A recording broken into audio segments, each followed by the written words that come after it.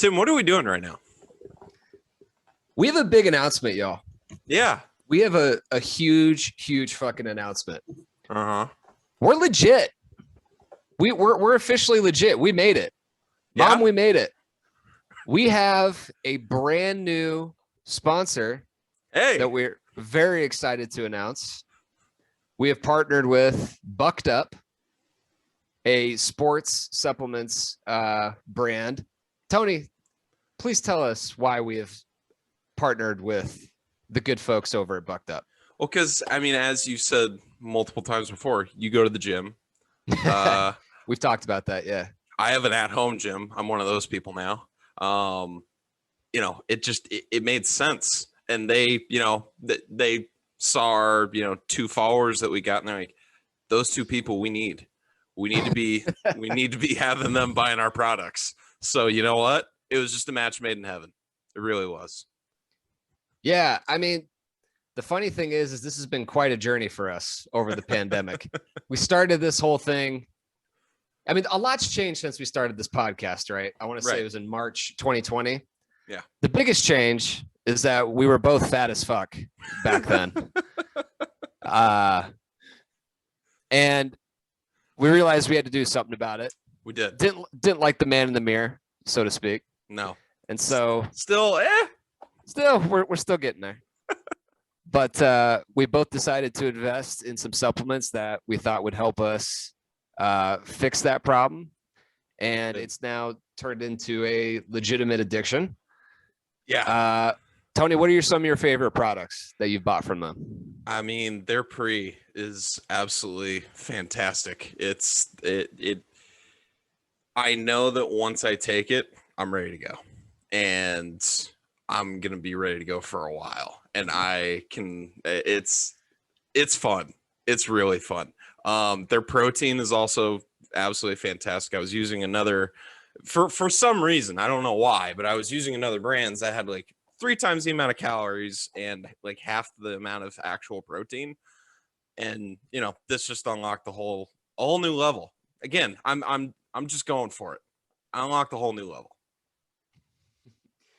And one of the best parts about Bucked Up is some of the absurd flavors they have. I mean, I remember the first time I tried pre-workout, I was in high school, and my friend gave me this. I'm not going to say the brand, obviously, because no, but he was like, "Here, this tastes like ass, but it'll make you feel better." And I was like, "Nope, I'm out." Actually, did take a sip of it, and it did taste like ass. Yeah. A lot of companies struggled to get a solid cherry or blue raspberry flavor out. Bucked Up has 20 flavors that are legit. It's fantastic. My personal favorite, this is super unique. They have a chai spice pre-workout, which is friggin' awesome. And they have Rocket Pop. They do that for a couple things. I liked it in the racked BCAAs. It's red, blue, and lime flavored. Tastes like a popsicle on the 4th of July. It's friggin' awesome. So yeah, Bucked Up. Appreciate having you along for the ride. Absolutely. We're very happy to have you on, and hopefully we can we can toe the line of making you proud and making you a little embarrassed. Right. So if you want to support this podcast, as we know you all do. Absolutely. We have a promo code, Tim. What is that promo code? Promo code, Tony. This is all caps. T and T 20. That's TANDT 20. All caps. Type that into Bucked Up. Get you 20% off your entire order at the store. They got workout clothes. They've got pre-workouts, proteins, rack BCAAs, creatine, pumps, hats, energy drinks, you fucking name it. They've got it. 20% off the entire store. Use the code T and T 20. And that's spelled capital T, capital A, capital N, capital D, capital T 20, right? You got it. If we can figure it out, so can you. Yeah, TANDT 20. Type it in, use it, buy the stuff. It is absolutely fantastic. You will not regret it. Change your life. All right, let's get to the podcast. So, Tim. Howdy. If you were offered $1 million to watch one movie... Oh, sorry, there's a question? All right, watch yeah. one movie continuously for 24 hours, no breaks, what would that movie be? Honestly, I would probably do Tenet, which I hate to no end, because I think after 24 hours, I could actually understand what the fuck was going on in that movie. And I'd have $1 million. So I've done weirder things for money. Yeah. That's not even like, it For would have way to less be like money too. for way less. I mean, I was a cow at Chick-fil-A as one of my first jobs. I've done weird shit for money. Like, if it was what movie would you watch for 10 years straight and you had to eat food through a tube, that would have been a question. But for a day, I'd do that shit standing on my head for $1 million. Tenet. All right, and then Mike, I'll tell the people who you are in a second, but what you got? Okay. So 24 hours. 24 hours. Can you name some movies? Well, I'll give you mine and it's just because I would have to actually rewatch the movie the least amount of times. The Snyder Cut. You're getting more movie to enjoy. There's way more shit going on in the movie. All you got to do is watch it, 6 times, and you're good. With other movies, you got to watch them like 10, 12 times. That all you got to do is 6, and it's a 4-hour just epic. It's fantastic. But I do appreciate Tim using a Christopher Nolan movie. That makes my heart happy. It really does. Yeah, I have some thoughts on Tenet later because anyway, we'll get into it. Anyways, Mike? Well, you can't do a trilogy. Does that not count? One movie. Just one because movie. then I mean, then people would just be like, "Oh, watch the first 9 MCU movies," and that's not the point. Well, it'd have to be the best movie of all time. What's that? Paddington 2. Over and over again? On repeat.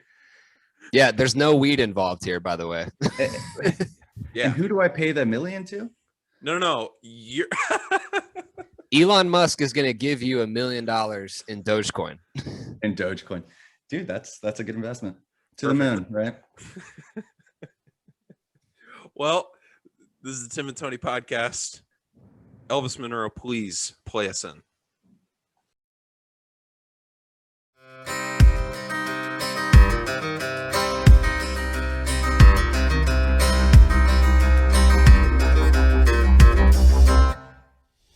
In a crowded room, somewhere in town.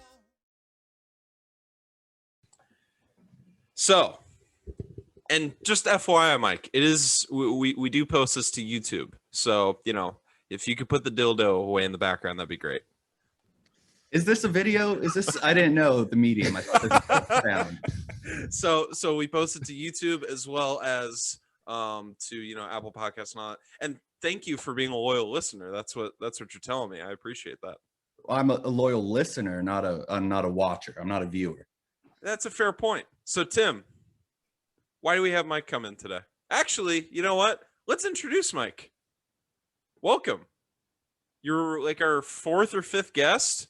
It'll be fun. How do I know you, Mike? Tony, how do you know me? How don't you know me? That might be the better question. That is the better question. We are classmates. We are. We are teammates. We are. And friends. We are. Teammates. What does that mean? Well, every Friday we play a pickup basketball game. You're the center. Oh, I'm the center. Okay. Yep. Who the hell are you playing with if Tony's the center? I mean, I'd be the center playing with your ass, Tim. Yeah, but I'm tiny. You can't tell. Okay, that's fair. You can't tell on the podcast, but I'm low key like 5'8". So thanks for coming in, Mike. Thank you. I'm so glad you guys did this super fan contest and that I could win and come on. Absolutely. So the reason why you're on is, as the loyal listeners know, we're going to be talking about Inception today. So as the listeners know, I am 2 things, if not anything else. I am a Christopher Nolan fanboy, and I'm a Leonardo DiCaprio fanboy. So this movie, I was always going to love no matter what. So I decided to bring on someone that actively dislikes Christopher Nolan because it'll be a good counterweight. I'm not trying to just monopolize the conversation and just talk the entire time, as I have been on the other side of the cold open. So, Mike, what were your initial thoughts of the movie the first time you saw it? So, okay, so now we're going back. What year did this come out? 2010. I remember it well. 2010. Okay, so I think I did see it in theaters at that time. Yep. I would have been just what, 15 years old, 14 years old? Just about, yeah. You know, I think at that time, I thought it was sick because like it was like so like, whoa, dude, what's he doing to my mind? This is wild. How can you dream if you're dreamy? You know, it was very wild. Yeah. But then I grew up. Yeah, that does happen.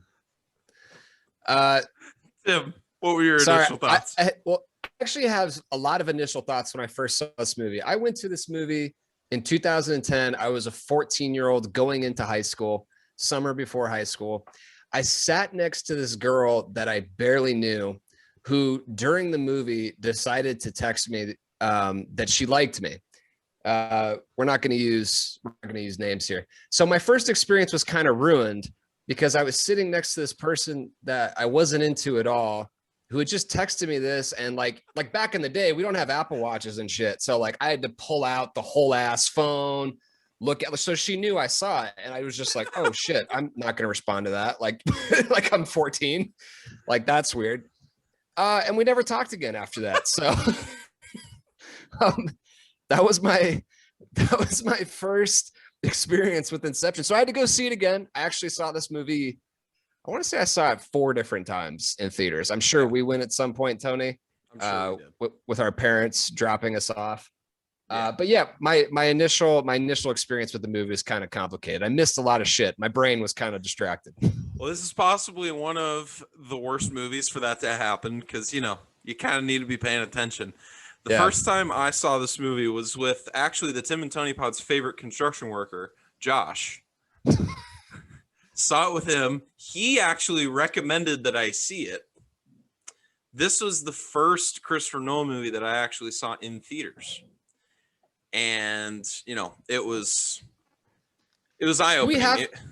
So is he at the level where we have to use his full ass first name all the time? Because everybody just does that. Or like Christopher Nolan. We can't ever just say Nolan, Chris. Like name another. I like what kind of pretentious douchebag goes by Christopher instead of Chris? Producer Chris, actually. He goes by Christopher? Yeah. Like in real life. Like when I call him Producer Chris, he's like, what the fuck? No. Like in the professional world. Well, that's perfect. Chris, if you're listening, you know that I exempt you from that comment. But no, I mean, I want to go by Timothy for the rest of this podcast. Yeah? Yeah, please. Okay, perfect, Timothy. That's Timothy bitchin'. and Anthony podcast. Ah, yes. There we go. Thank you, Mike. Sorry, Michael or Michelangelo. Who knows? And all this is bitching. See, we bring it back, Tim. We bring it back. From the one episode nobody listened to. Exactly. You did just the most obscure movie. But exactly.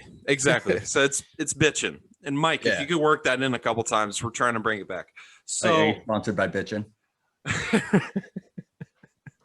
Working on it. We're very much working on it. So yeah, I remember the first time I saw this movie, it was a formative experience for me. And I resent the and then I grew up comment. We're gonna get into it.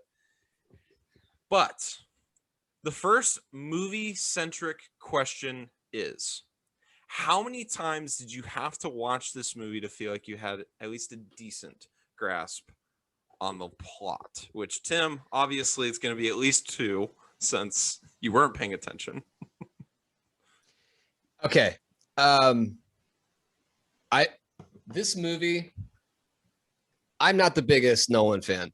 The thing with this movie is that I do understand it a little bit better every single time I watch it, and I have different thoughts every time. But that's true of most movies that I actually like. I'll tell you what movie I didn't have to see more than once to know it was bad. The King's Speech, which is the movie that won Best Picture over this one at the Oscars that year. That movie is like actively terrible.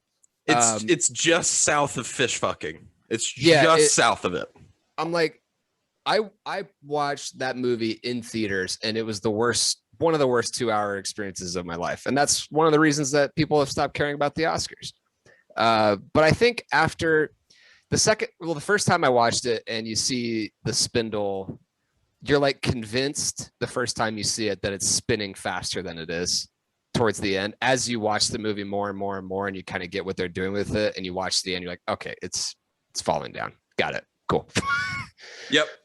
But it is a mind fuck the first like 2 or 3 times. It is. Mike? Is that what is confusing to you about this movie? Okay. When I was 14, I know this is hard to believe, but I was even stupider than I am now. Wow. Like my frontal lobe male's frontal lobe doesn't stop developing until 25.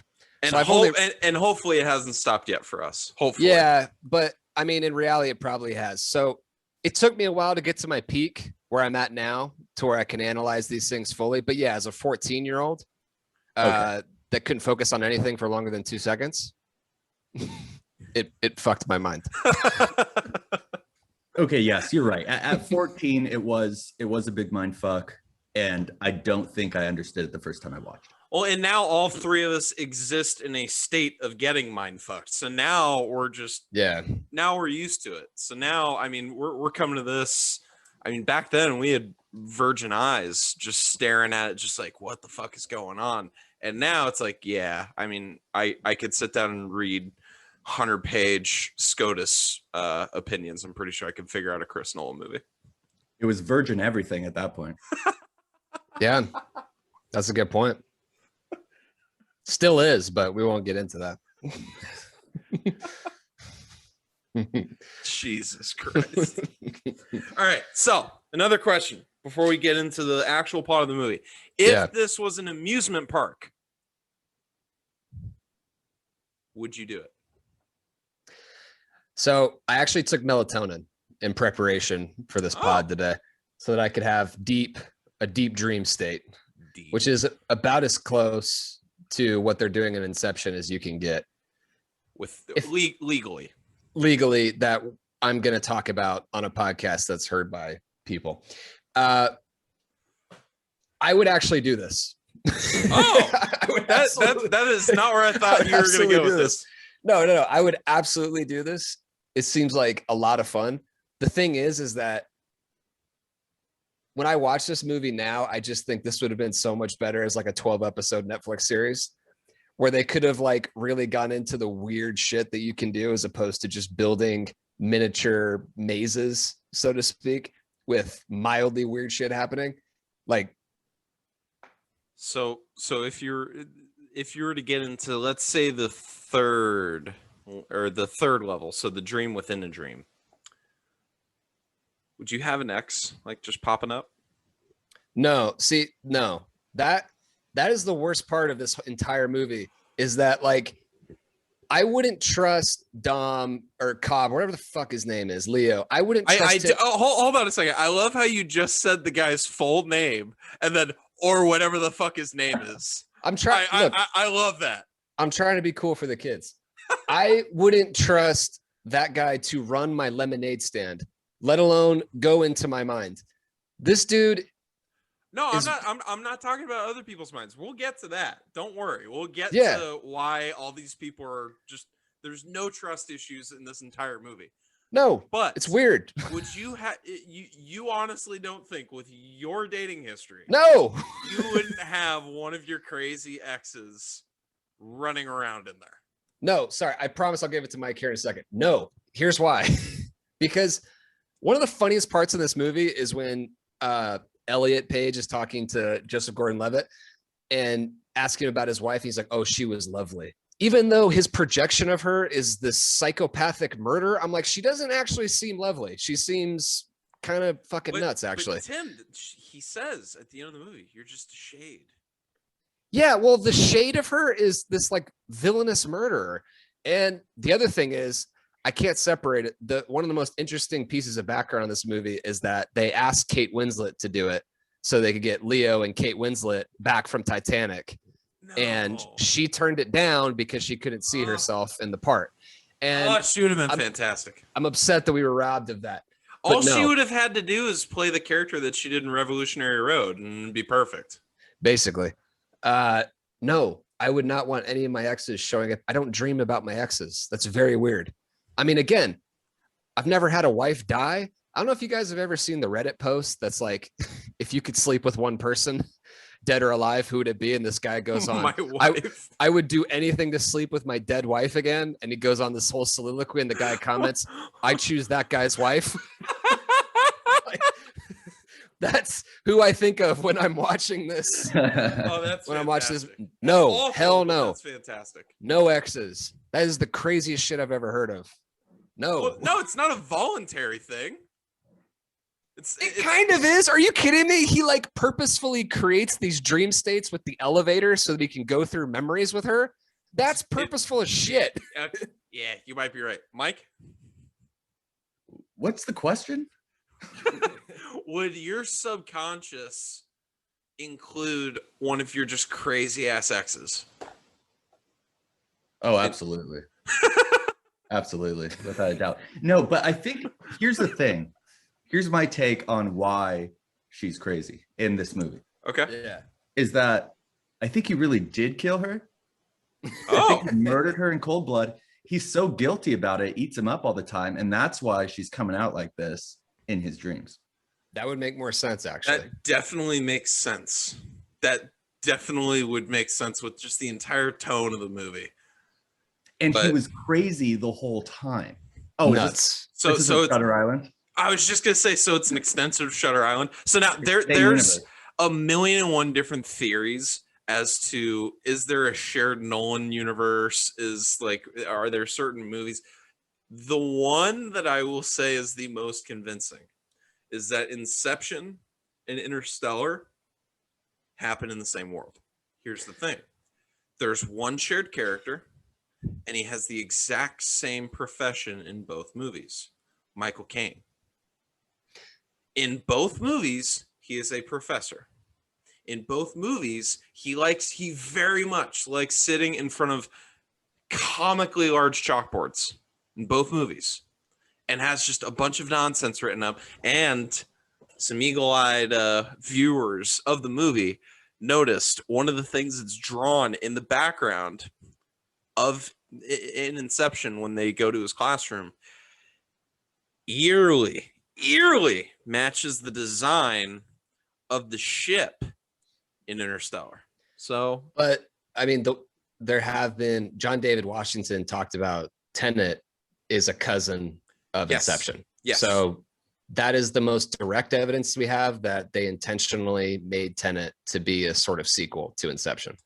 Well, and it's Inception is the playground for which Tenet comes in and further complicates it and further adds rules to the world. Because like even the fight scenes when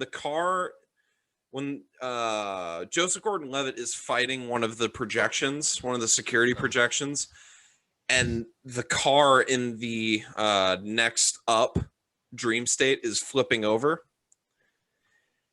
The cinematography that they use and the sort of fighting mechanics that Joseph Gordon-Levitt uses is the exact same as John David Washington's when they're doing the inverse fighting. Like it looks damn near identical. Now, is it because, it's the same director? Probably, but the similarity is striking. No, I can go along with that. I mean, the idea of a shared Nolan verse doesn't excite me as much as like the Pixar verse or Marvel or anything, but there are clearly intentional ties between all of the movies in a way that few, if maybe none other director has ever done. Right. And like it's intriguing at least because like no one's thinking, oh, are all Martin Scorsese movies in a shared universe? Who gives a shit? And by the way, really wouldn't want Taxi Driver just walking around all these different movies. Really wouldn't want that. But you know, it is a mark of creativity when people start thinking like, oh man, like could this be a whole world? Like that part of it interests the hell out of me. Well, it usually comes from liberal arts majors who are in their mid-20s with nothing better to do but start podcasts revolving around movies that. Oh, I that thought you were going to say notice revolving around their own likenesses, and that's why they put their name in the title. Yeah, no, but I mean, we're like a walking stereotype. We are. We are. Yeah, no, it's people like us that have the time to create all these harebrained ass theories. Do you even like Joseph Gordon-Levitt in this movie? Because I personally cannot stand his character for 1 second. You're not supposed to. You're not supposed to like him. What's interesting is, have you seen his movie Don John? Yes. So another movie I saw as a teenager. Very different experience. Very formative. So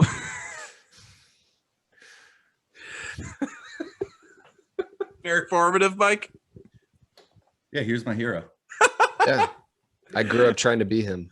Yeah, which one of him? I almost the one succeeded. the one at the end or the one in the beginning? You know. We don't have to say. So you know the answer to that question. So every single time I watch Inception, I always think that Arthur in this movie is just a wealthier version of his character in Don John. Like he speaks a little nicer, but overall, like he's tricking Elliot Page's character into kissing him. Like he's doing some creepy things in the movie and walking around in a very odd way. It's got a bad vibe. Tom Hardy, like the first time we hear anybody else talk about it, he's like, "Oh, you're still working with that stick in the mud?" It's like, yeah. And by the way, Tom Hardy without a mask. It's incredible. Fantastic. Incredible to see him. Is this his best role? Well, it's his breakout role. Yeah. I mean, I was looking through his IMDb. I didn't know that he didn't really have another big role before this. And I forgot how good he is in it without the mask. Like he's the only character in the movie that I'm actually rooting for. I kind of dislike the rest of them I guess I like Elliot Page a little bit, but the rest of them, I just have nothing but contempt for. Tom Hardy is I'm just here to get paid, man. I don't give a shit about these people or what they do. Like, just here to impersonate a fat, overly tan lawyer. Get out of here. Not a big Legend fan. Well, Legend was after this. No, I know, but I'm just saying. No, well, are you saying that's another one where he's not in a mask? Yeah. No, I that like movie that got murdered. I think the thing with Tom Hardy is that he has. I think our view of him is much more rosy than what his career has actually been, in my opinion. Like in every role he's in, he's so damn likable, but he hasn't had the movie where he's actually a lead that he carries the entire thing.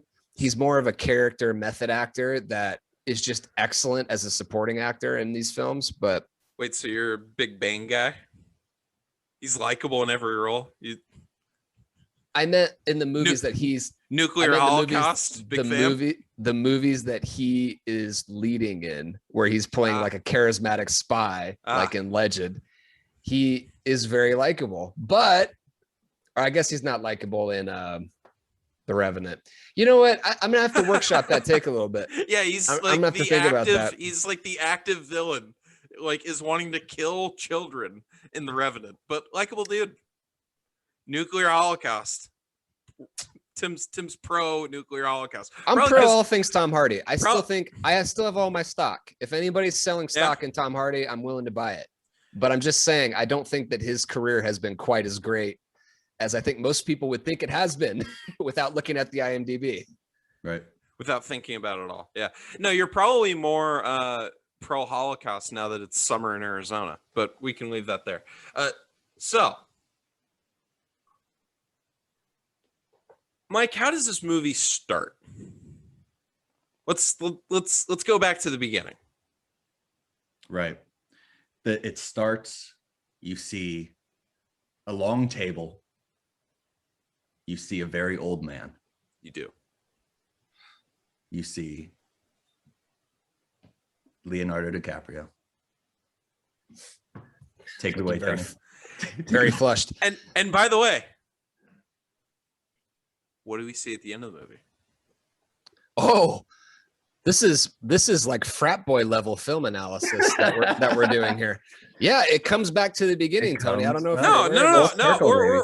We're getting into that. Don't shoot your wad, Tim. It's okay. Yeah. So we start where we end, which, as you know, is just catnip for me. I've said it multiple times. I'm pretty sure we even talked about this in Nomadland, where you kind of start where you end in the whole story arc. I'm not trying to make this a point of, oh man, Christopher Nolan's expert filmmaker because it's not stuff. It's very easy to do. It's very simple to do. It's not hard, and it's not like groundbreaking. I just think it's cool that in a movie where you're going to be going through multiple dream states, you don't know what the fuck's real, you don't know what's happening, what is and what isn't. The only real time in the movie that we get a Christopher Nolan like fucking with the time is that one scene. Why do you think that is? Because this was back in the day when he gave a shit about explaining the rules of the world that we were in. And he actually cared if people could understand what the hell they were watching, as opposed to Tenet, which is just a visual effects orgasm for 2 hours that makes no sense whatsoever. And it's like, no, on the 5th rewatch, you get it. I'm like, that's not a movie. That's a fucking math problem. That's not a movie. But yeah, no, that was my reaction. Was I miss when he did this, when he took like, there's 2 different movies in this. Yeah. The first hour is a completely separate movie from the second hour. The first hour is just setting up the rules, and I appreciate that so that I can understand what the fuck's going on.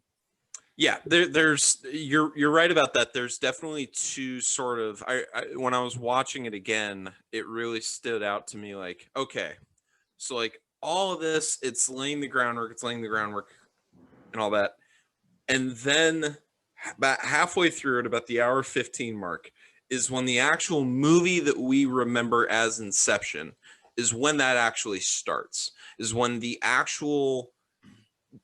of Inception begins. And it's the tone of it's completely different. The way that the way that Christopher Nolan decides to shoot the movie is completely different.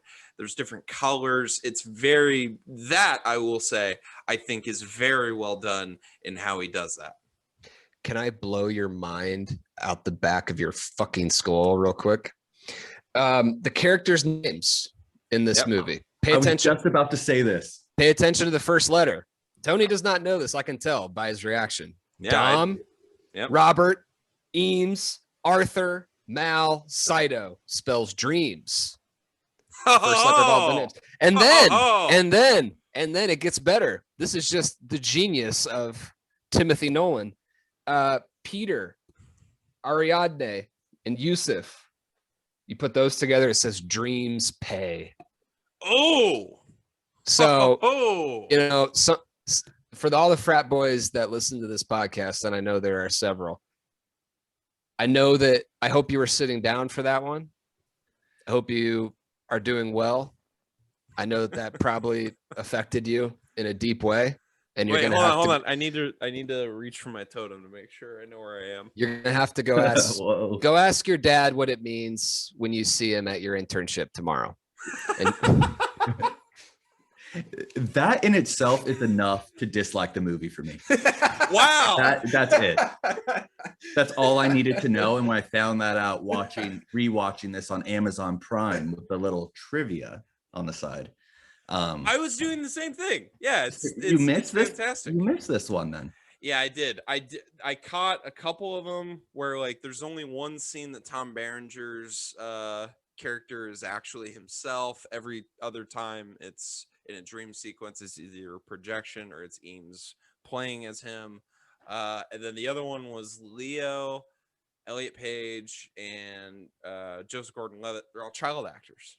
So, Nice. Some cool stuff on Amazon Prime. A lot of continuity errors. Those kept popping up for me. Do tell.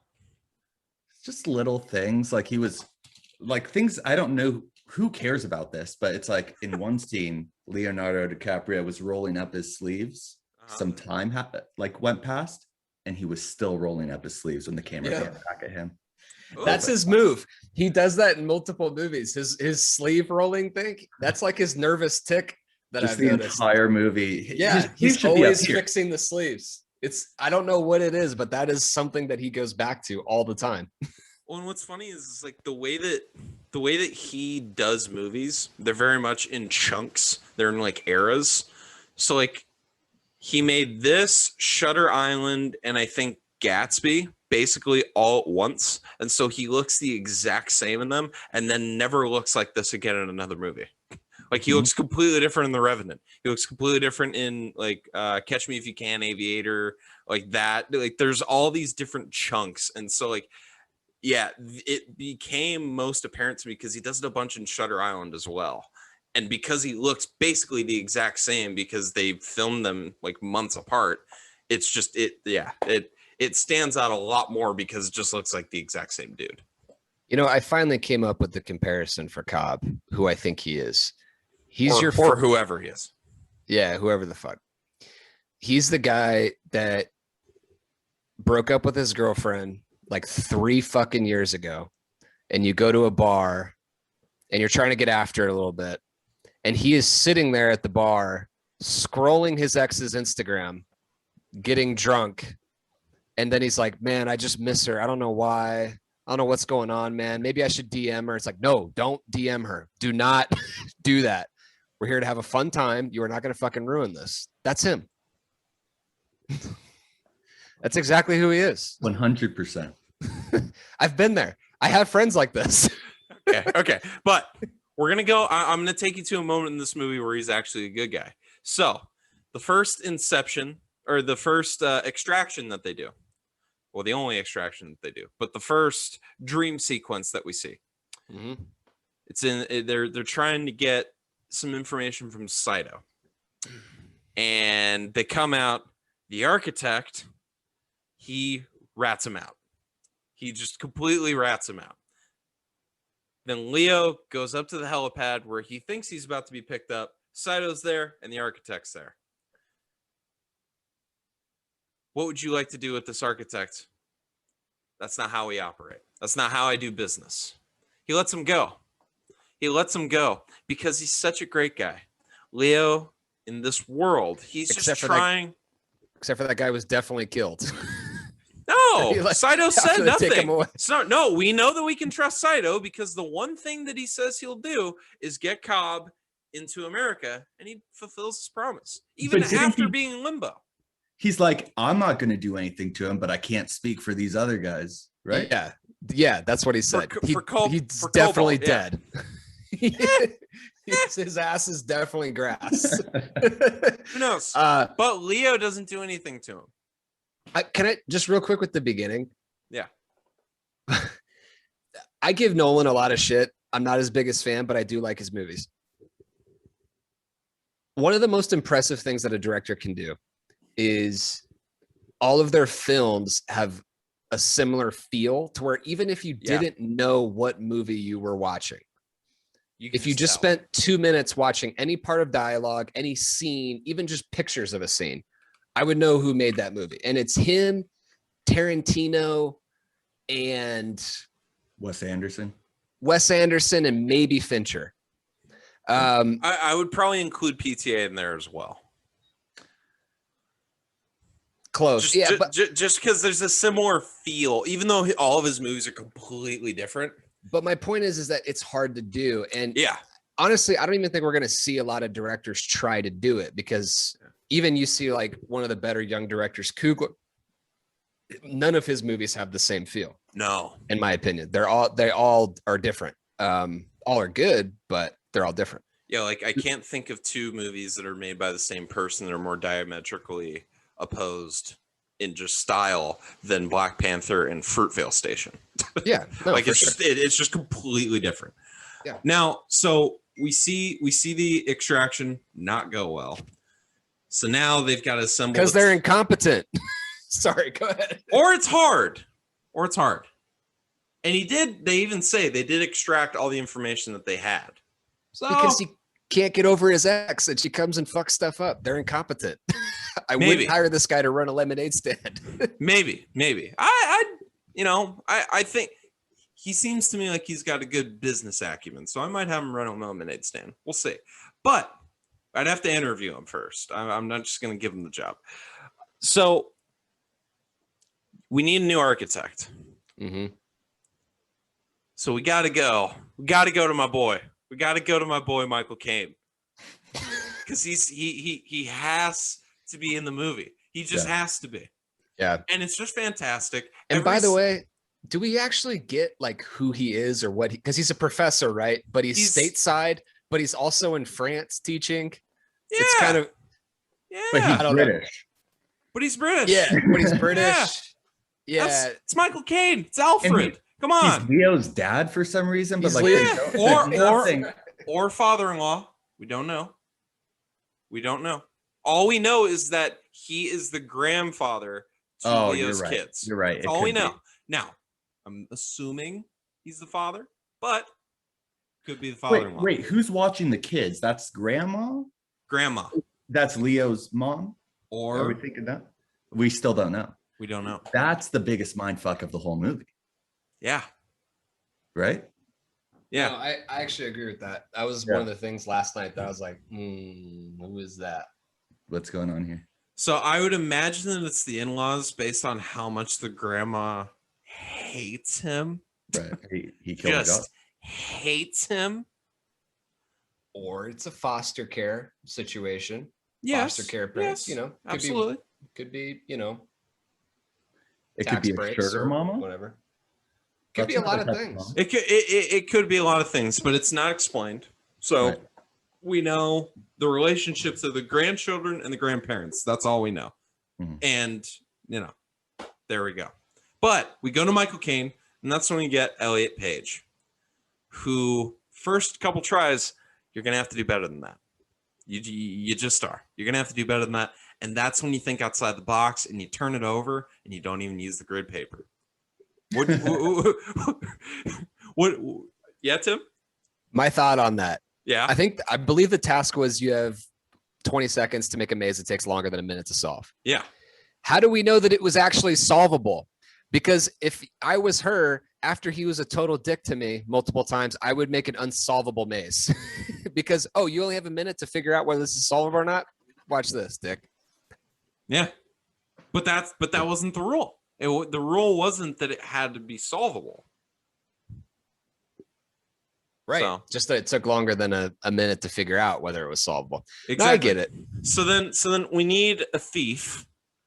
And that's when we go to Mombasa. We go to Tom Hardy. But real quick. Who's just gambling in some random bar. And again, just playing to my sensibilities the entire movie, basically. But at the beginning, because this movie goes all over the place, literally, or all around the world. If you needed to escape say, cobalt engineering, where would you go and why? Mike? I'd probably go to Mombasa. Like, why, I'm not going to break something that's, what's the saying? Don't fix something that's not broken. Right. Anyway. You sound so confident, Mike. Right. Is that a thing people say? You said you need to exude confidence, because here's the thing. If there's one thing that we learned from Donald J. Trump, it's that no matter what you're saying, as long as you're confident, half the country will believe you. Yeah. I'm not going to respond to that. I actually do have a place that I would go, though. I've put a lot of thought into this. See, and I feel like, Tim, because of the amount of conversations that we've had about this very topic, I feel like our spot is now the same spot. Okay. I'm very nervous about getting away my hiding spot to the IRS. Should I ever not be able to pay my loans, then I need to get the fuck out of Dodge. As long as it's the place I'm thinking of, they don't have extradition. So it doesn't even matter if you broadcast where you're going. My ass is headed to the Maldives. I'm going to get a fucking cabana and I'm going to hang out on a beach. I'm going to start a bread company. I'm going to make bread for the local islanders. Nice. And I'm going to live the simple life. And those fuckers are never going to find me. Yeah, I'm thinking Italian countryside. Italian, but they do have extradition. Do they? Yeah, I looked this up. So this is even Mexico. Even Mexico now has extradition. So we can't go down there. Then French countryside. I'd have to look into that one. Work for Polanski. There we go. But as we know in the movie, extradition relations between France and the U.S. isn't just a logistical nightmare. Did you see the little fun fact for that? I did not.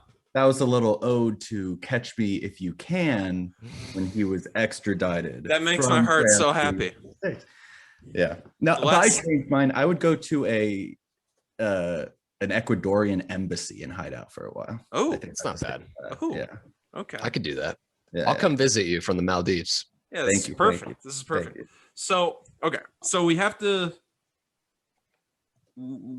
build our team. So you need a dreamer. Like Fast Five. Exactly. And by the way, you want to talk about a group that would be fucking amazing at this shit? Especially in that first level where we're having to drive around trains going through downtown. We need Dom. We need Dom and the crew. We need the Dom family. and the crew. We need the family. That's right. I tell you what, there ain't no way in hell Saito's getting shot at any point during that driving sequence. And if he does, he'll be fine in like 2 minutes because that's how that world works. Because all you got to do is drink some Corona and choke the top of the neck of the bottle when you're drinking it. It heals all. It absolutely yeah, there we go. For the YouTube audience, you just got to enjoy some physical comedy from Tim. So, got to get the team together. So there's an architect who's the dreamer. There's the extractor, or in the later case, the inceptor, I guess would be the title. You need a thief, and you need someone to impersonate people, which obviously Eames was both of those. But it seems like those are the roles. And then you need some guys to hang back to do the kick. Mike, what job do you think you would be best at? All right. Knowing me, I'd be hanging back. I'm not going in the dream, man. Are you? Oh, so you're not even going in the dream. I'm not even You're going on the in plane. the first dream. I am outside in the normal world, just waiting on you guys. So you're like the flight attendant. I'm the flight attendant. And if anything, I'm barely paying attention if something happens. I'm just kind of doing my thing. So, okay, so this actually leads into another question that I wanted to ask. So, how much do you think that flight attendant was paid, and how much would you need to be paid to do that? He said he bought the airline. Bought the airline, which was like, all right, like all right, Chris Noel, we didn't need to go that far, but I love it. I love it. Yeah. Honestly, I feel like most akin to Tom Hardy in this movie when Leo just conveniently leaves out that we're fucked if we die. Yeah. And he just mentions it once they get down there. Yeah. I would have done I'd be like, oh, okay, fuck this. I'm staying here. I'm going nowhere. This sucks. You're an idiot. And I'm just going to hide out. Yeah. See, I would try to be the extractor or the inceptor just because like that's, I'd get bored otherwise. I wouldn't be good at it. No, you wouldn't, because you have that just kind of fuck it. I have completionist syndrome. I can't just stop shit. Is that another way of saying I have a type A personality? Because if so, I'm about to throw the fuck up. It's more applicable to this movie, Tim. Okay, got it. Sorry to interrupt. Yeah. So I wouldn't just say like, all right, I'm just going to hang back. Like once I started something like this, that's so like fucking weird and there's so much unknown, I would want to see it through or end up in the limbo stage. And that's what I was going to say. I'd end up in limbo. I'm jumping off the bridge and waking myself up. You know what I'm down for though? Oh, If it's like this, you know, if they're doing all this extracting and incepting, I'm staying behind.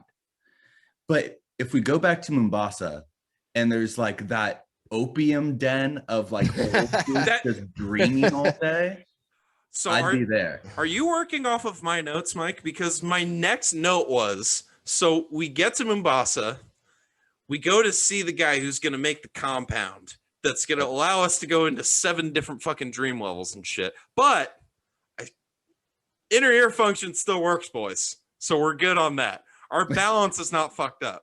What is the sedative that he like made specially that's like, oh, Yeah. He just had it laying around. He just had it laying around in his den with all these people just laying in cots for 12 hours a day. But he mentioned that they all wanted to do a shared dream together every single day for 12 hours. Yeah. Tim, do you have anyone in your life that you would like to have a shared dream with for 12 hours a day every single day? That's tough. I don't think I have anybody in my life. There are some famous people that I would like to share dreams with and see how that goes. Not the question. Yeah, no, I don't have anybody in my life that I'd want to spend 12 hours awake with, let alone in their fucked up dream state where their ex could come kill me. Because that's, by the way, I keep going back to this, but that is a pretty good male trope to just be like, can't get over the girl, keeps coming back, because that is more true of my male friends than my female friends. Like 2 weeks after females get out of a 3-year relationship, like, fuck that guy. I'm good. Over it. And they just never go it. back. They never go back. They're cool. Yeah. Guys like 5 years later will be at a bar and they'll just start talking about shit. I'm like, okay. This is no longer fun.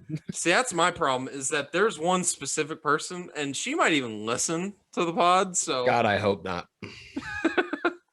Don't flatter yourself, Tony.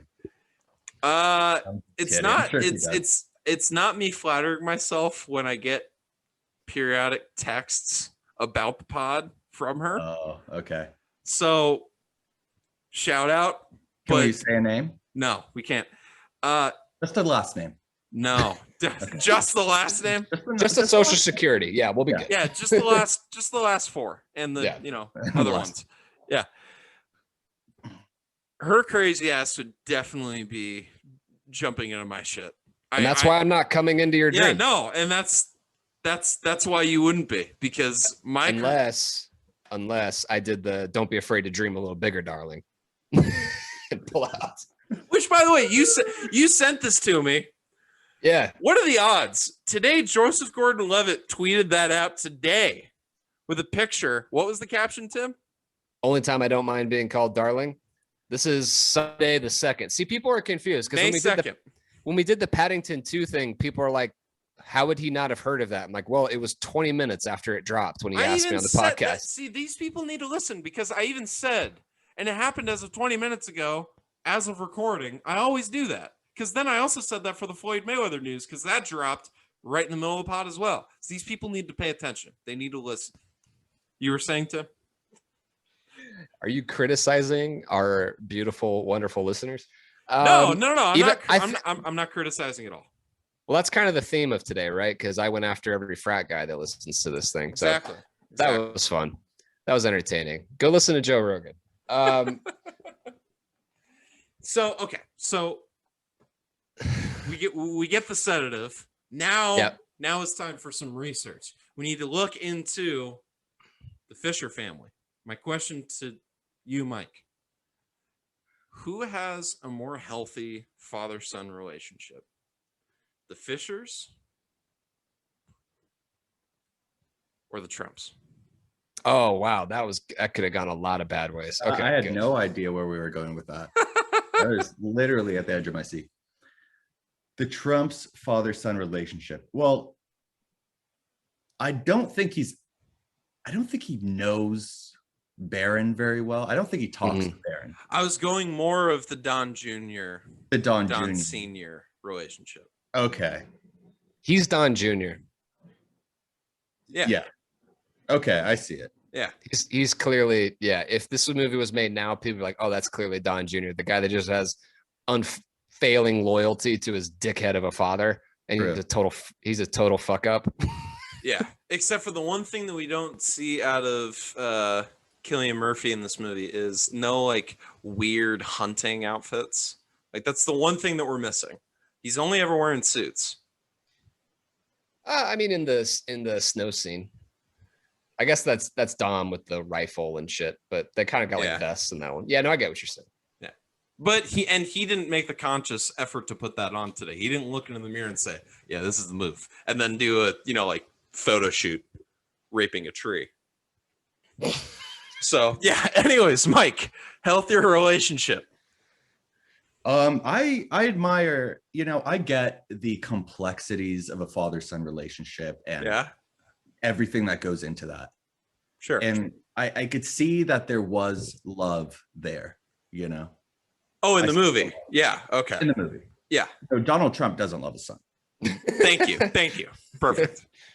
Right. And by the way, Mike, since we're on that sort of topic, where's the flag? You don't need to talk. Yeah, you don't need to answer me which flag. We'll keep the listeners in suspense. It's not a Trump flag. It's Not a Trump flag. Actually, it might even be the ideological opposite.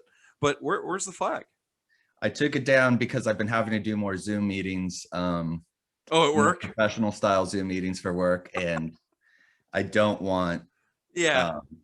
my giant Saturdays are for the boys bar. Oh, is stool that what it flag was? going. Okay. Yes, Yeah. Great. exactly.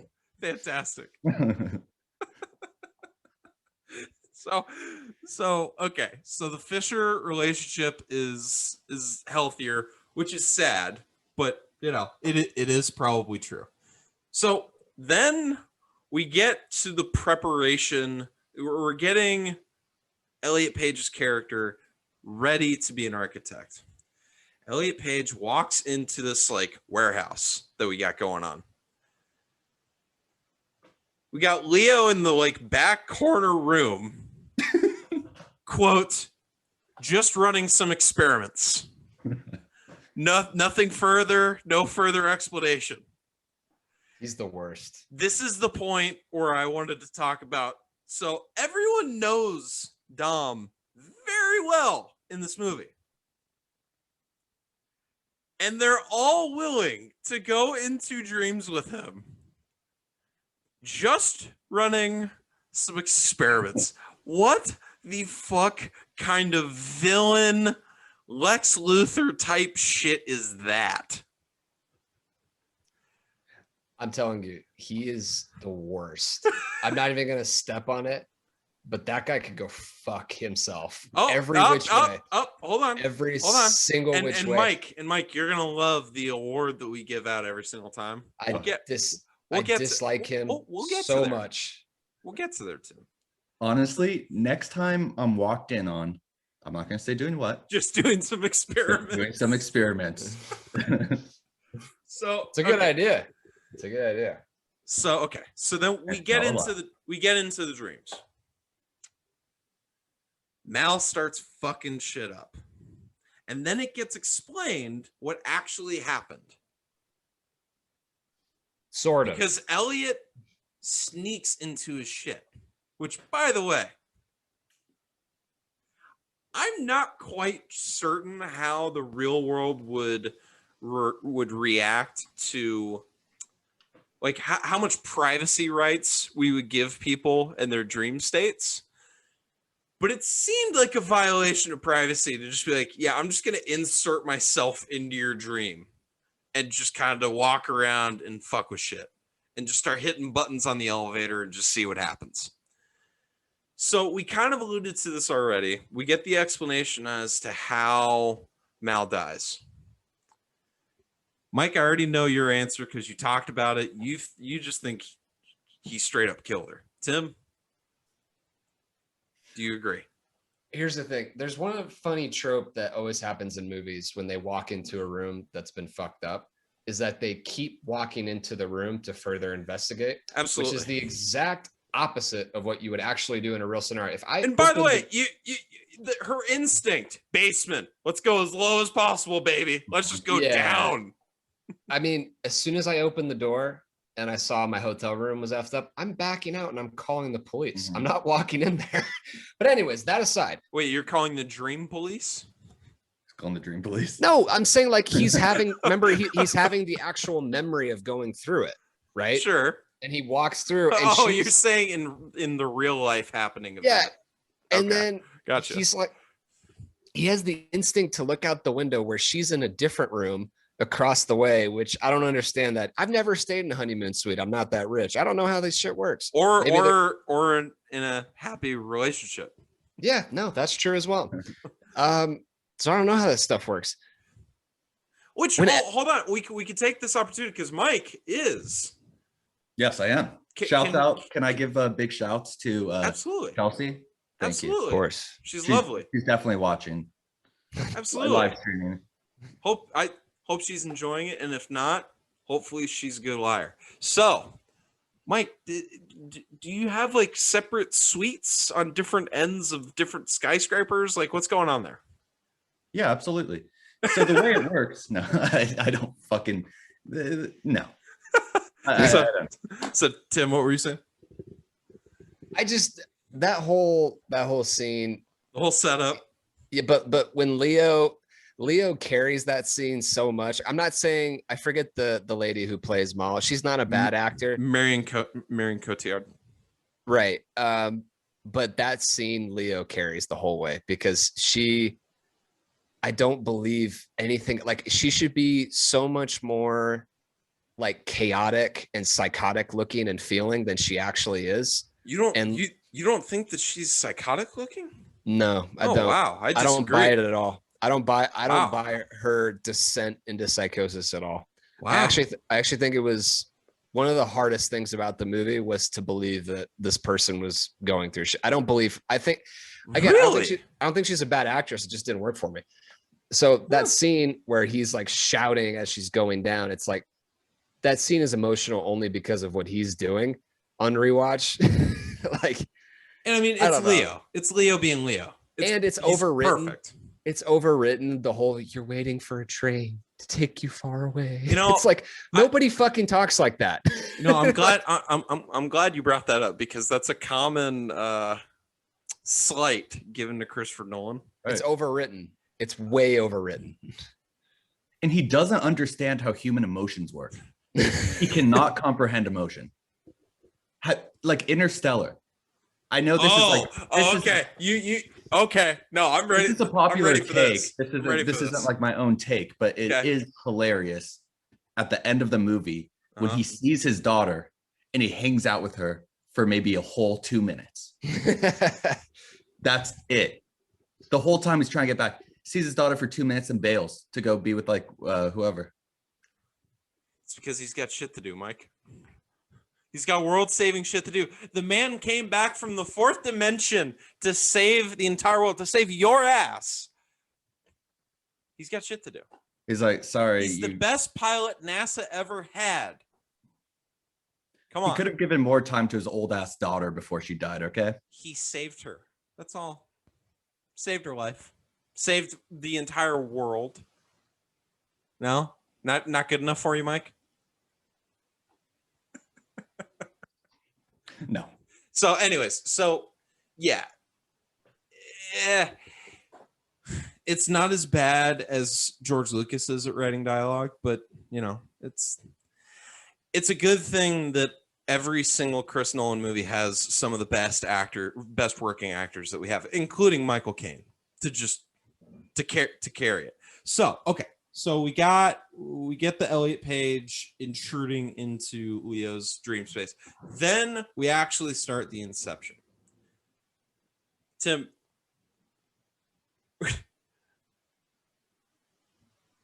did it strike you as it did me how hilarious it was that because the guy drank the free champagne, that it was raining in the first level? You know, it kills me every time. it's a deep cut. It's a deep cut. No, I honestly haven't even thought about that till this moment. I was wondering. I was like, why is it raining in here? It seems like it would make it more difficult. Yeah. Yeah. See, the thing with this movie that adds unnecessary complexity to it, which Nolan always does to show how smart he is or how smart he believes he is. That whole first dream sequence is, you could have done that in the second one. Like they're just going deeper and deeper to show off and make the movie more complicated to watch, because that whole first scene is basically just a setup for the guy driving the van backwards off of the lake. You could have done this in 2 dream scenarios. You beat the shit out of him, interrogate him. The hotel thing was pretty useless too. Like, what did they actually do there except for reveal he was in a dream, which wasn't part of the plan? Like, there's 2 steps to this that didn't even need to really be there. You could have done this all in 1 dream. The purpose to having 3 was, I still don't get it.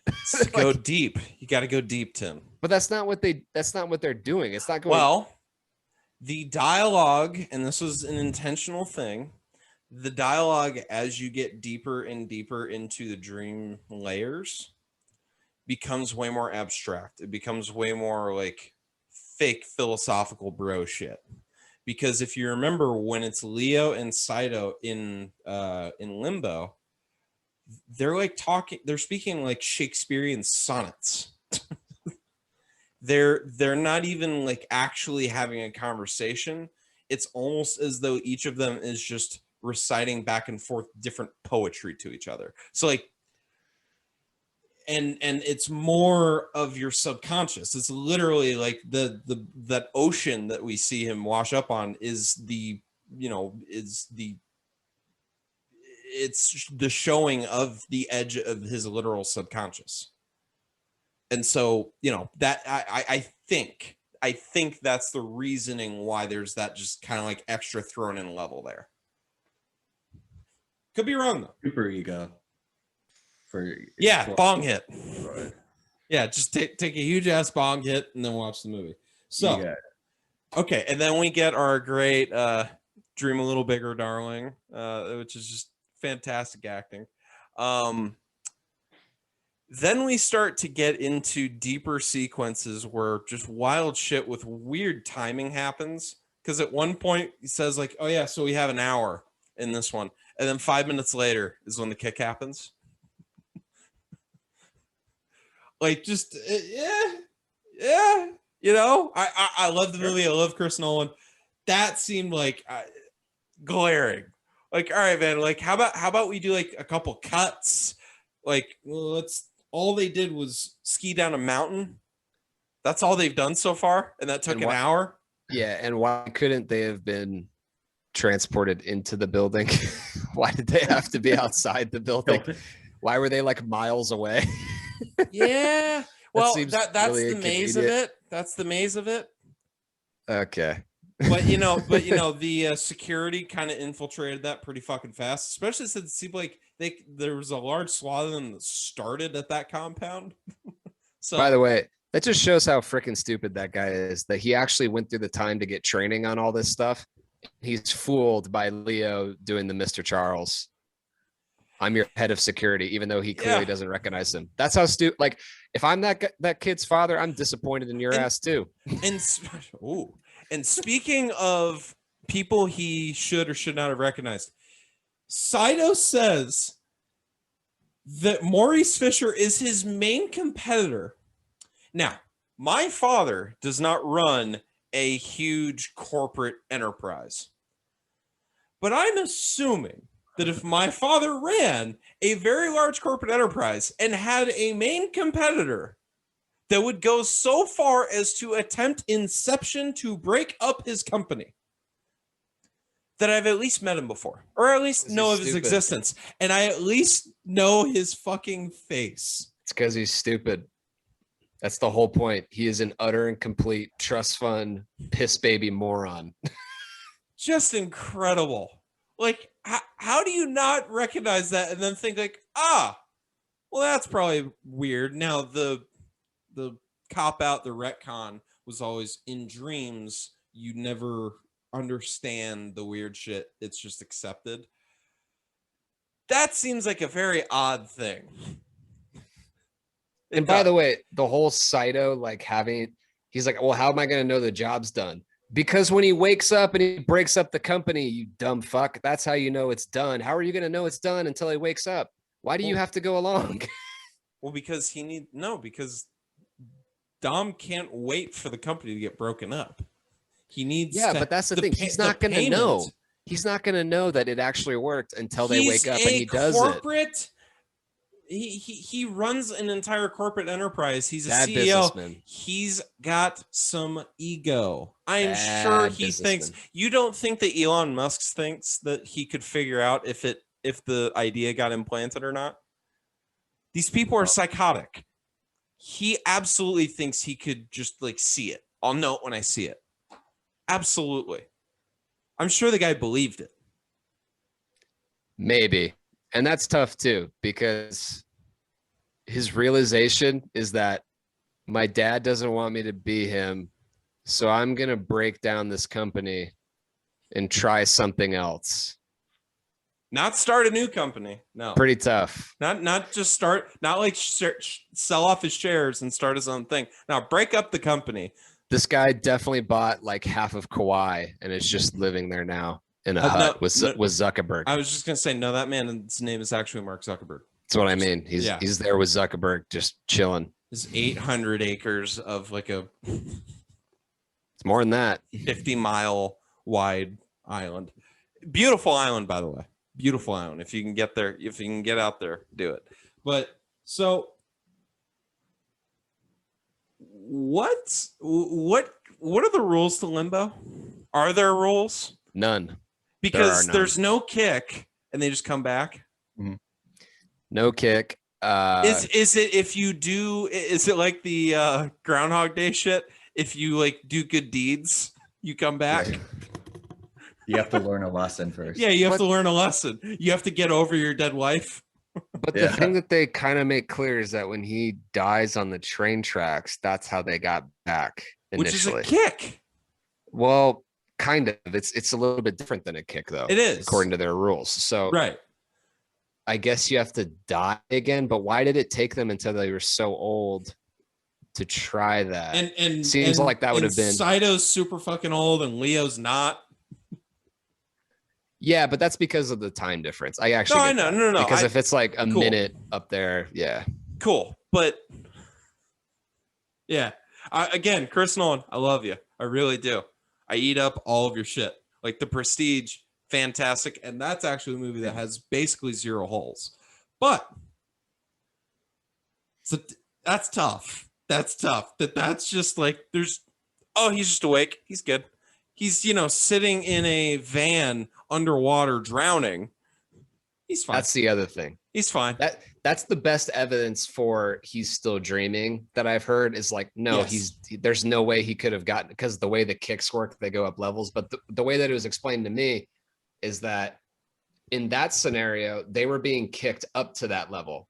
Yes. Right. They weren't being and then kicked. The sedative is turned off in the real world, which brings him out of which brings him all the way back out. That's the way I explain it. So the only other caveat relies on the fact that we don't have any rules for limbo. Once you enter limbo, everything changes. And if you're able to leave limbo, the act of purely leaving limbo is enough of a kick to wake you up in the real world. Which again, who fucking knows? And again, bong hit, but who knows? Yeah. Just get it all in there and hold it in as long as you can. Tell me I should have brought some weed to the podcast. I should have known. I was gonna say I didn't think I needed to tell you, Mike. Yeah. I really did. Yeah, and we didn't want to steal Rogan's thing. Yeah, Right. Yeah. We already pretty much steal every one of his other ideas, so right. That would just be like genius ideas, Yeah, absolutely. Yeah. I'm actually gonna start wearing muscle shirts with this hat, so I can get the full look. Yeah, I should get a neon sign that makes it look like I'm at a barbecue restaurant. Like a Texas Roadhouse or some shit. Yeah, I should get a neon sign for the pod. What you guys do need is a Jamie that could just pull up anything at any given time for you. Yeah, I've been thinking about that. On our earlier stuff, I would have my little brother next to me in case I need to look up shit. So but now we actually do. So another one of our mock trial co-counsels, Mike, Chris, he's the producer for this. Oh, no way. Chris produces this now? Yeah. I was like, I don't know, Chris. Yeah, but I producer guess I Chris. know. And don't you, in his email signature, it says Christopher. Oh, Well, Christopher okay, but Chris. in the It's signature, great. I put my full name in I my do too. professional email signature, though. That's Absolutely. different Right, than right, that's different than No, I know. Yeah. When he's like for job interviews and shit, because I've been at his house when he did a job interview over Zoom. He goes, "Hi, I'm Christopher." It's hilarious. But anyways, so I'm Bradley Pitt. Like, anyway, sorry, keep going. I mean, yeah. I mean, if you are Brad Pitt, you can. I guess, but it's like nobody actually does that. Bradley It's just- Cooper. That's true. Okay, that's true. It does sound better though, Bradley Cooper than Brad Cooper. Brad Cooper. No, it won't work. Say it wouldn't Sounds. work? I think we just figured out a way to make Bradley Cooper even more douchey. I love it. Brad Cooper. Just Brad. Brad Cooper. So Saito knows it worked, so he makes the call. We get to LAX. Some sort of like plane phone. It's kind of weird looking. But yeah, anyway. yeah. I did recognize No cell that. signal up there. Whatever. Who knows? They're also in first class on a huge ass plane that's able to go from Sydney to LA. So who knows? Maybe just all of them each have a phone at their seat. Who knows? It looked like it was plugged into something. Anyway. Yeah. Anyways, so they land. He's good. Get to see Michael Caine again, which again warms my heart. And It then doesn't say anything. no, doesn't need to. His mere presence is I mean, enough. he just hands him his heavy ass bag. Like Michael Caine's pretty old. That was kind of Yeah, a but- tough look for my guy when he's just like, here, hold my shit. Yeah, but it's Michael Caine. Yeah, but I'm not. I wouldn't He's hand my Alfred. bag. I wouldn't He's a hand my bag to butler, my yeah, dad now. He's Alfred. Like that dude, like they make jokes as to him being like some British special ops guy. Like that dude seen shit, done shit. He can carry a bag. He's fine. Yeah, and he's like carrying his fucking jockstrap. That's my point. That's my point. Is it's weird. He's his caddy. And it's Michael fucking Caine. So they get to the house. The kids turn around. The top's spinning. Fade to black, or cut to black, really. Tim, and you can't actually no. You can wait. Mike, did the top fall or did the top keep going? My opinion. I'm Under trying the- to come up with with- I'm trying to with- come up with a hot take right now. It's not With coming. with the totality of the circumstances. Here, with the by a preponderance of the evidence. Yeah. Yeah. What's your don't close? care. Close. I don't care. So, okay, that's actually a good answer because here's the thing. It doesn't impact the movie, and it's unanswered specifically because that's not what's important about the movie. What's important about the movie is friendship. It's Right. about finding your Irvine for all the people that have seen Palm Springs. Which, Mike, if you haven't, fantastic movie, you'd love it. I haven't. I saw that. I'm so over that like Groundhog's Day style like plot that I'm just like I don't really want to watch it, but I will. You should. It's pretty good. And then you can listen to the review that we did, the Groundhog Day Palm Springs crossover review. So Beautiful. it'll be great. But it doesn't matter because here's what we got to do. We got to see Tom Hardy without a mask, and we got to see Leonardo DiCaprio throwing fastballs in a Christopher Nolan movie. What more do you need? There's one scene where Leo kind of overacts. It's the scene where he's doing Oh boy. he's at the hotel Oh bar, boy. and my guy is this close to his face, and he's trying to convince someone to trust him who he's never met before. Oh, the Mr. Charles thing. If he leans just a little bit further, he's making out with him, and he's like this, you need to trust me. And he's like doing this like like contortion of his face. I would like, if someone did that, it's like, get the fuck out of my face. Like, who are you? But you're not a corporate trust fund shit stain. Especially if I was that guy. Are you kidding me? How many people actually come up to that guy and don't have security tackle them? like in real life or in the dream world. Yeah, but Leo None. Leo in his mind is the security. Yeah, but when he moves closer and then he starts yelling at his ass, Yeah. it's like it's a little much. Little much. That's all I'm gonna say. Hey, Yeah. everybody's Possible. not I'm not perfect on every podcast. Leo isn't perfect in every scene. It happens.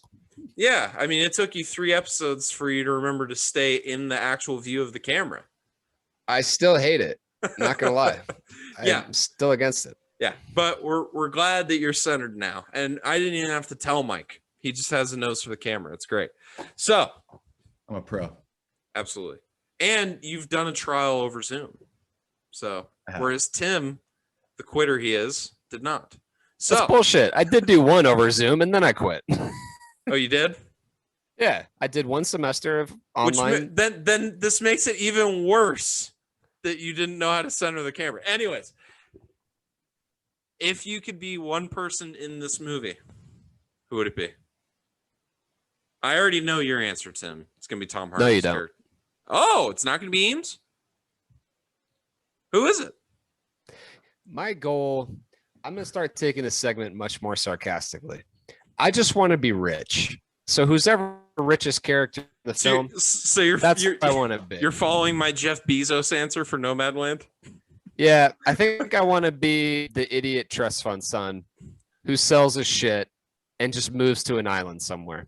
That seems like my ideal life. Yeah. See, I I want don't- Eves is like constantly running for his life. He seems to be low on cash constantly. Seems like a cool dude. I'd hang out with him. I'd grab a drink with him, but I wouldn't want to be him. So as is true in real life, I just want to be Michael Caine. So, Yeah. that's That's a good answer. that's who I want to be. We don't get a name, so I'm just gonna refer to him as Michael Caine. Mike? Leonardo DiCaprio's dead wife. A good character, you know. Yeah. That seems good. She seems like delightful. She was clearly good at something. She was good at something. Jesus. God. Okay. Now, in a custody battle between the grandparents and Leo, who wins? Definitely the grandparents, because they're even if his whole extradition order or whatever he had, his no-fly list shit that he had was removed, that doesn't mean they can't bring it up. Yeah. Yeah, it's he's a tough- losing that shit. It's a tough beat. He sees him turn around, and that might be the last time he sees him at all. And by the way, that's another piece of evidence that the thing did stop spinning, because throughout the movie he doesn't remember what their faces look like, and when he's in the 4th level with Maul, he doesn't look at their faces because he doesn't remember what they look like. He can't project them. So Oh, Yep. I see. Yep. I like the to fact think that he sees them, yeah. I still like to think he's holed up in Mombasa, just in the den, just hooked up. The initial one, yeah, he's still just there next to some old dude. That's, yeah. You're one of the whole movie is bullshit type of people. I love The it. whole He's in- movie is a dream. Yeah. He's in the sweat lodge with some old dude just sitting there. Oh, now it's a sweat lodge. Dude, okay. We're now sponsored by a gym supplements company, so I need to be careful about the jokes that I make. But But old dudes love fucking saunas. So you know that some Oh, of those yeah. guys, they go into the dream sequence and they're just sitting butt ass naked in a sauna. Yep. okay. And Leo's in there with him apparently. Yes. Why do old dudes like taking their penis out at the gym? I don't know. 'Cause they just I've don't never care. figured it out. And I'm and worried start- about it actually though. Start your shit starts to sag, so you need more room. Yeah, but like I'm actually really nervous about this. Like, do you start getting the urge when you're 40, 50 to Right. just be I like, would say when you start losing your hair, so I'm kind of shocked that you haven't already gotten you're a that, Tim. dick. See, you're a dick. I don't have to wear a hat on these things. I choose to. I choose to because the headphones make my hair look weird. That's the whole thing. Your hair. God, you're a dick. God, you're a dick. Maybe we can get Bucked Up to send you some stuff for your hair. Do they have hair cream? We'll have to ask them. We'll have to I don't ask know. them. I think they have some collagen that I could use. That's not for hair, but I mean, they've got a testosterone booster. We'll see. yeah. Well, Okay. actually, we'll give it a try. Yeah, we'll see what we can do. Then you Can I? Did you won't have guys to be wearing get? hats. Do you guys get some good product? we've got some stuff on the way from them. We've got a couple shirts and some hats that we will be wearing in our future podcasts. So Well, send me some low T pills, man. okay, we'll do.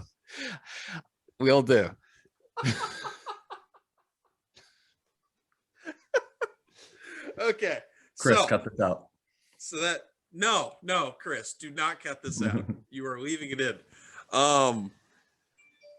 So okay, I think. Do you have anything else to talk about, Tim? Because I have so many things to talk about. Well, this movie. because we need to give out the award. I'm ready for the award. That's really what I'm here for. Okay, that's why I come every single week. So Mike, we thought of an award. Oh yeah, I was just gonna say a former member of Commerce. Yes, wow, Commerce of Congress. That's what we call it in the United States. Yes, the original Orange Man in government. John Boner. John Boner.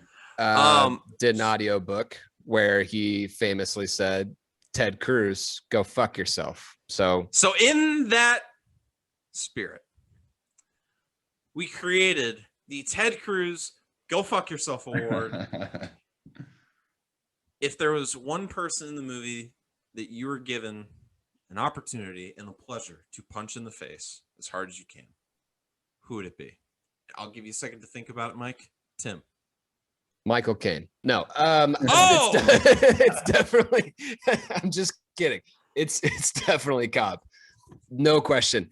That guy. Okay, if you're gonna bring people onto anything with you that has any sort of life-threatening consequences, and you just leave out the fact that there's no backdoor when they are going into it, assuming there is, you are a bad person.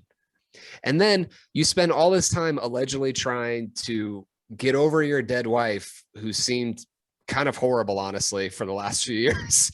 She was so much so that every single time he sees her, he falls back into it. He can't shoot her, even though he knows it.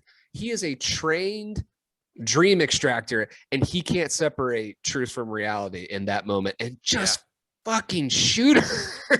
Like, it drives me absolutely nuts. Like, again, never had a wife, certainly never had a wife that died. So I can't speak to, how this whole thing works, but I can imagine if in the back of my mind, I knew that completing this mission was going to keep me out of jail for the rest of my life, I'd go ahead and pull the trigger on a fake dream version of my horrible ex-wife. Wow. That's a lot of things going on. There's a lot of things going on with her and him. I don't like him. I don't trust him. So I wouldn't want him doing anything for me. I wouldn't want to buy a car from him. Nothing. I was getting the same vibes at that moment when Maul shoots Fisher. I was getting the same vibes as to when Loki takes the stone in Endgame, and everyone's just like, shit. Well, we fucked that one up. It's like, wait, but okay, now the premise was already kind of shaky. Now let's get deeper. Let's double down on this premise. Because I always forget about that. Because I don't know how I know this, but I know this. I know the time, and I know the exact way to get there with this new time GPS thing. And I'm going to put us right there with the right costumes and everything. We're going to be good to go. What are we going to do? We're going to go to an even deeper dream state. And this time we're going to go into Cobb's dream state, which is, whoa. I always forget about that one. It's like this whole let's just keep going deeper. This is how addicts make decisions. This is how people that are addicted to something. Well, I feel like shit. I just need more of the thing. They did say that you get this high dream tolerance and you can't dream anymore unless you're hooked up to the stuff. There we go. Like meth. Not even once. Maybe that's why I don't have any hair, Tim. Yeah. So anyways, I would like to give my Ted Cruz Go Fuck Yourself award to the rich prick. Gonna give it to Cillian Murphy, because you know what? That dude. Cillian Murphy, not his dad. No, he actually built the company. He actually Dad's did a some. dick. Yeah, That's but a his, total dick. yeah, but his dad actually made something. I guess. Tony, I was gonna give it to him too. His shithead kid is gonna just fuck everything up. He's just gonna break up the company. By the way, it's going to be a really big rude awakening when he wakes up, he dissolves the company, and Maurice is like, "What the fuck? I didn't want you to do this." He's like, "Wait, I thought you told me to do this." Well, Maurice is dead, so In real life? yeah. No, That's not what- sorry, the lawyer. My bad. I said it wrong. The lawyer. Oh, Tom Who- Berenger.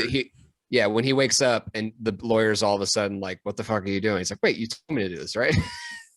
Well, in his dream, yeah, he knows when he wakes up, then he knows he's dreaming. Yeah, but it's it's phasey between that first level and reality for him, right? Sure. Like he kind of remembers. I think the whole thing is that he remembers that first level as being kind of real. Sure. Okay. So, Mike, Here's my you're thing. also giving it to Cillian Murphy? Well, I don't hate Robert Fisher. You know, I think he's a good kid. You know, Do you do?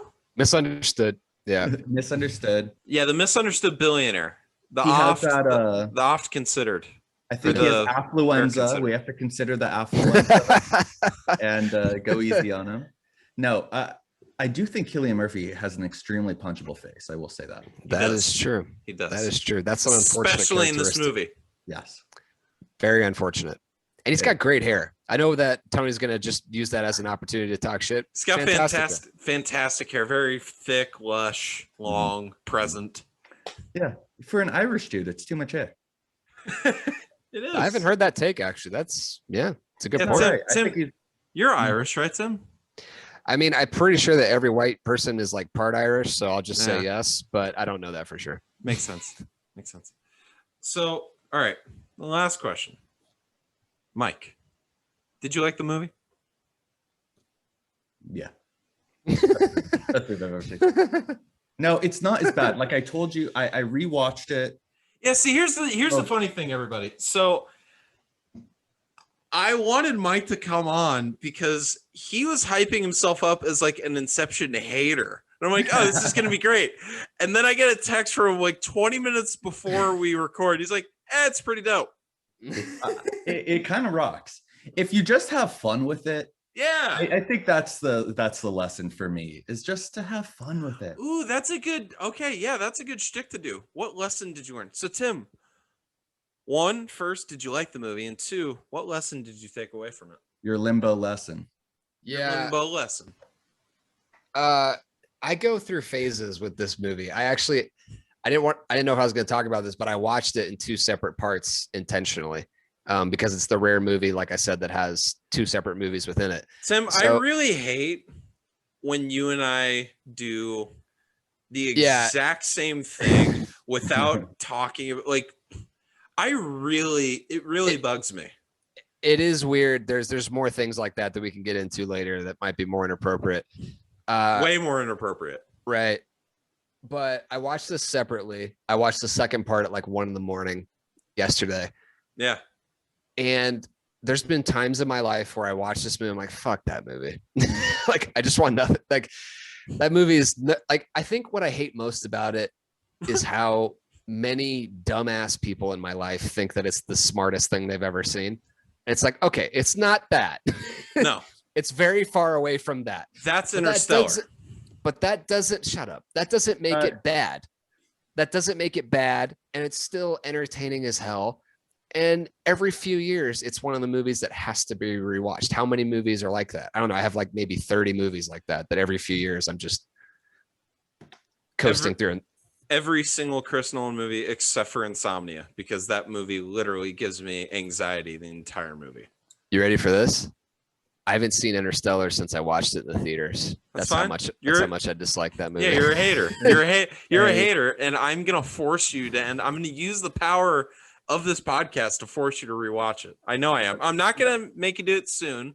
I got to give you space in between the Chris Nolan movies. I'm not that much of a dick, but it's coming. Just know Just that it's watch coming. 2001 if you want to watch a good space movie. That's my take. Wow. Space Odyssey. Yeah. No, that Or actually I mean, is- the Martian's good. There's a lot of good space movies. I'm not a big space movie guy. I know You're also not you're not a war movie guy either.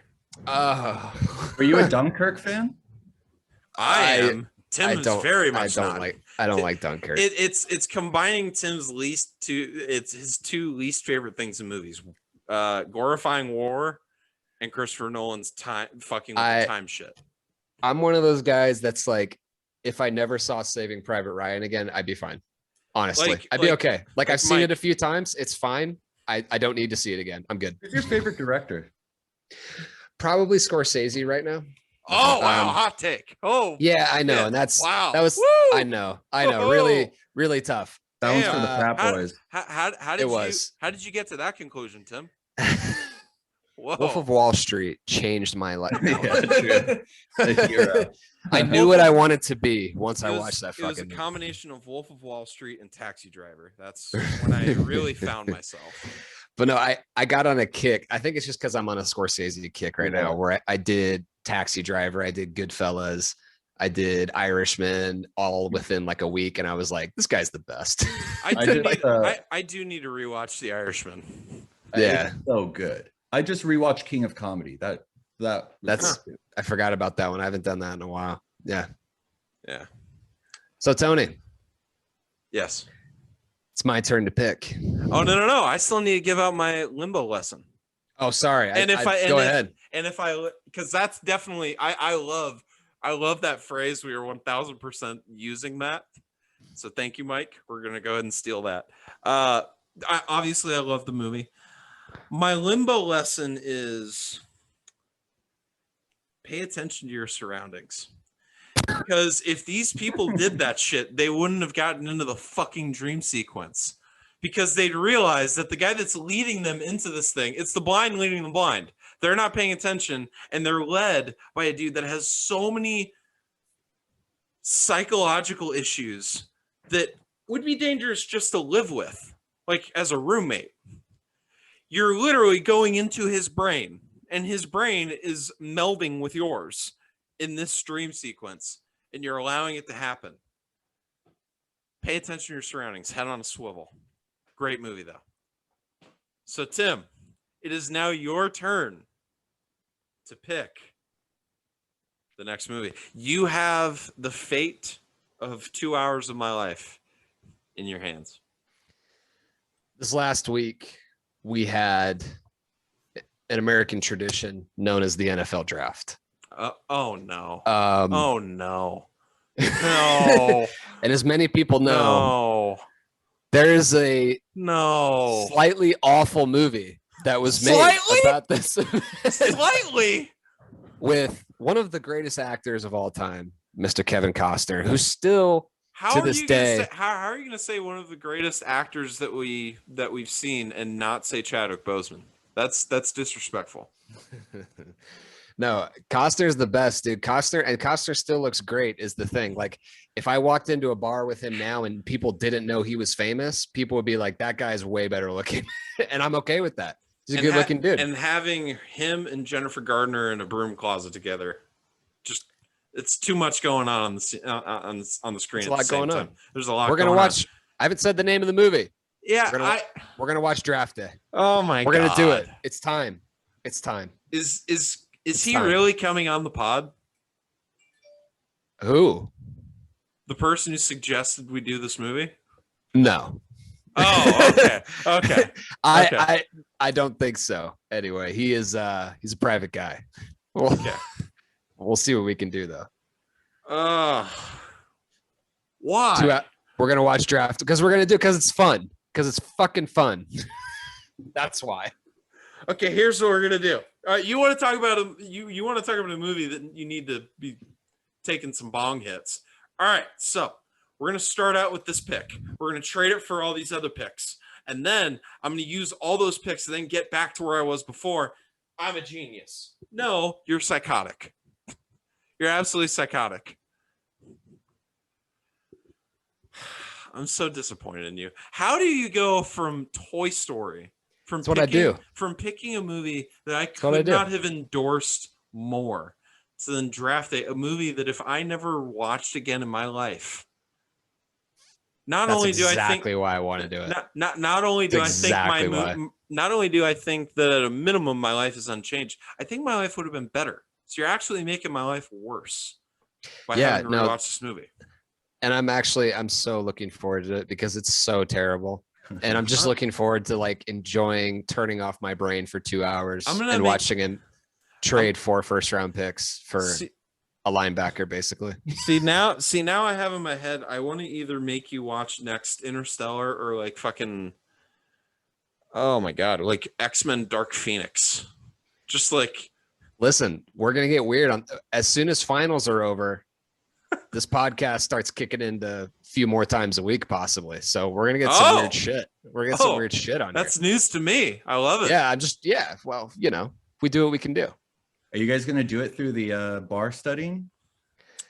Absolutely. That's gonna be like the future of the pod. That's our one like that'll be our one cathartic experience throughout the entire study period. Yeah, we can keep one pod going for the good people. One pod a week. The pod, we need it, man. That's what's going to save me during bar study. Just have it on while you're studying, listening. Anyway. Exactly. Which, by the way, I do have to mention, Mike, I love the Torrey Pines hat. I love it. Dude, I just got this like 2 days ago in a La Jolla souvenir shop. I love it. No, it's fantastic. Which, by the way, Tim, when are you coming out next? Because we need to hit up Torrey Pines. Oh, let's hit the course. Yeah. I will be out there post finals. So are you gonna tell me since you're staying at my house? Well, what was the plan for that? Things are in flux right now. Things are coming and going in my life as we speak. So I'm gonna be there, just me. We're gonna golf. We're gonna bring Mike with us. We're gonna have a good time. Wonderful. And how did your date go last night?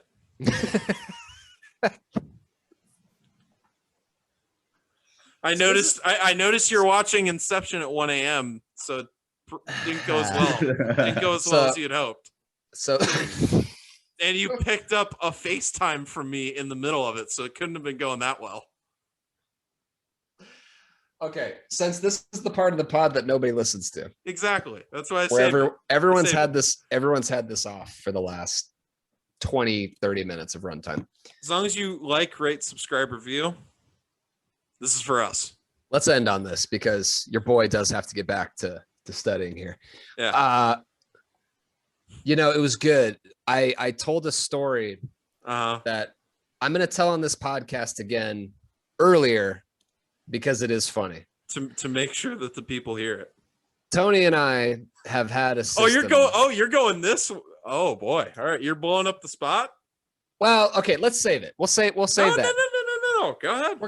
I'm going to use it. We're going to do it for an opening. We'll keep the people waiting. I'll do that for an opening. We're going to use it as an opening. That's our next opening. So stay tuned. That'll be my opening for next week. I'm going to tell the story of how Tony and I go about Bumble dates. Date went well.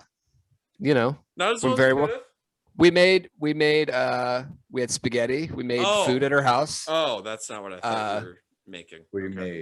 I met her parents' dogs, who are very lovely. Wow, they're two Labrador retrievers. Not her parents.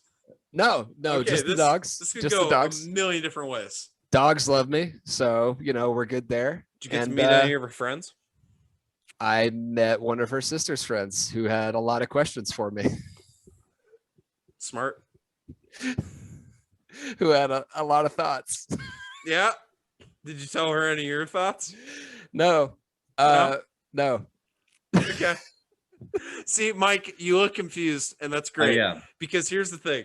At the end of the pod, he and I basically just finish up a conversation the way that we would finish up any other conversation. And just like allude to things that both he and I know that what we're talking about, but nobody else does. It's fantastic podcast content. Fun for the listeners. It's gotta be. It's fantastic content. Gotta be. It's good content, man. Yeah. And by the way, content, we got that word in. And the fact that I use that word is bitching. It really is. So right. Tim, where can they find you? I'm on the interwebs. Yeah. Everywhere. I have multiple accounts, but the one that you can follow is at LeDuc32. It's in the bio how to spell it. At TLEDUC32. Tony, are you still on Instagram or what's going on? Oh yeah, I'm at tfelix3412, and that's the same for everything. I'm gonna start trying some stuff. I'm gonna start trying some stuff on the socials. See if I can make some people laugh. So we'll see. Love it. Mike, you got any? You got a book coming out? You got a movie coming out? Yeah. Got anything to plug? Yeah. Follow me on TikTok. Good. Linda Ellerby official is the @ Nick News. Shout out. Yeah. That's what I got. Right. Solid. I love it. All right. So thanks for coming on, Mike. Here's the last question for you. Did you have fun? I had so much fun. And that's what we're all about here at the Tim and Tony podcast. We're all about having fun, and we're all about making sure that you have all the right supplements that you need. Tim, go ahead and plug that promo code for us. Promo code is TNT20 for 20% off and your that's order. TANDT20, all caps except for the numbers, obviously. Thank you guys so much. Use that promo code. You get 20% off. It's a pretty solid deal. I'm typing it in now. Typing it in right now. Absolutely. Get it now. Because now that we've given out this promo code, they're going to start having some stock issues. Yeah. That stuff's going to start flying. It's going to start flying off the shelf. So get it now. Make sure you use the promo code. Tell them Tim and Tony sent you. Thank you guys so much. And of course, I cannot forget Ted Cruz, please go fuck yourself. Elvis Monroe, please play us out. One day, someday, fiction girl. She's my one day, someday. She's my one day, someday. Gotta have it, gonna call her baby. One day, someday. She's gonna call me baby, gonna have a family. I can see it in her eyes. Our future's so bright. Gonna wake up by your side. One day, someday. She's my one day, someday. Fiction girl. She's my one day, someday.